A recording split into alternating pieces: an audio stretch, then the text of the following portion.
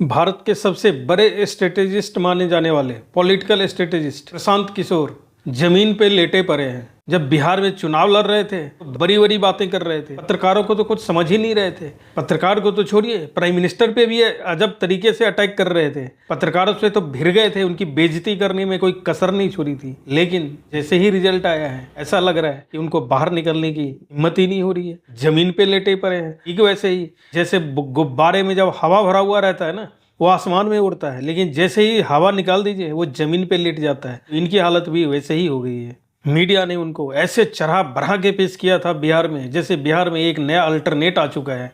क्योंकि मीडिया को मैनेज करना प्रशांत किशोर से अच्छा कौन जानता है। और पैसे, अनाप शनाप पैसे के बल पे भीड़ थी। कुछ लोगों ने वोट तो दिया है, लेकिन हाल इनकी ऐसे हो गई है कि 238 सीटों पे चुनाव लड़े थे, जिसमें से 233 पे जमानत जब्त हो गई है। इनकी बराबरी केजरीवाल से हो गई है। केजरीवाल ने यूपी में सारे सीटों पे चुनाव लड़ गए थे और एक को छोड़ के सब पे जमानत जब्त हो गई थी। तो अब इनको पता चल रहा होगा किसी के चुनाव में स्ट्रेटेजी बनाना और खुद चुनाव लड़ना, उसमें कितना फर्क होता है। पुराने धुरंधर मोदी और अमित शाह से भिड़ने चले थे। मोदी और अमित शाह को कुछ समझ ही नहीं रहे थे। तो अब क्या करेंगे प्रशांत किशोर? तो लिख के दे दिया है कि अगर जेडीयू को 25 से ज्यादा सीट आती है तो हम राजनीति छोड़ देंगे। तो अब क्या प्रशांत किशोर राजनीति छोड़ने वाले हैं या क्या करने वाले हैं? अगर राजनीति नहीं छोड़ेंगे तो समझ लीजिए ये पक्के पॉलिटिशियन हो चुके हैं। 3 साल से खाक छानते छानते इनको थोड़ी अकल तो अभी आई है, और अभी तो जब चुनाव का रिजल्ट आया है तब तो इनका अक्लदार निकल गया है। अगर ऐसा करते हैं तो, अगर रिजाइन कर देते हैं, फिर तो ये समझ लीजिए कि राजनीति इनके बस की बात नहीं है। जाएं फिर कहीं से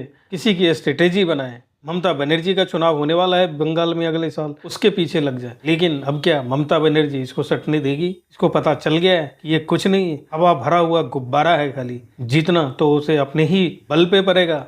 तो कुल मिला के कहिए, प्रशांत किशोर नाम का हुआ जो बिहार में खड़ा किया गया था वो बिल्कुल ही धराशायी हो चुका है। देखते हैं प्रशांत किशोर बाहर आके इसका बचाव करते हैं। हालांकि वो पहले कहते थे फर्श पर या फर्श पर, लेकिन फर्श पर भी ऐसे लेटना तो नहीं था। कुछ तो सीट आती, 5-10 सीट आती, लेकिन ये भी विपक्षियों की लाइन पे चल पड़े थे। मुस्लिमों को अपना वोट बैंक बनाने चले थे और हिंदुओं के खिलाफ बोलने लगे थे। जाली वाली टोपी पहनने लगे थे और कुरान की आयतें पढ़ने लगे थे। और यात्रा में जब किसी हिंदू लेडी ने इनको तिलक लगा दिया, एक कदम भर के तिलक भी पूछ लिया था। वो वीडियो वायरल भी हो गया था। अगर ये किसी तीसरी लाइन पे चलते तो शायद कुछ सीट भी आ जाता। लेकिन अब बिहार ने ये बता दिया है, पूरे देश को बता दिया है कि हिंदुओं से अलग होके, हिंदुओं का तिरस्कार करके आप राजनीति नहीं कर सकते हैं। और यही इस चुनाव का संदेश है जो प्रशांत किशोर के थ्रू बिहार वालों ने बता दिया है।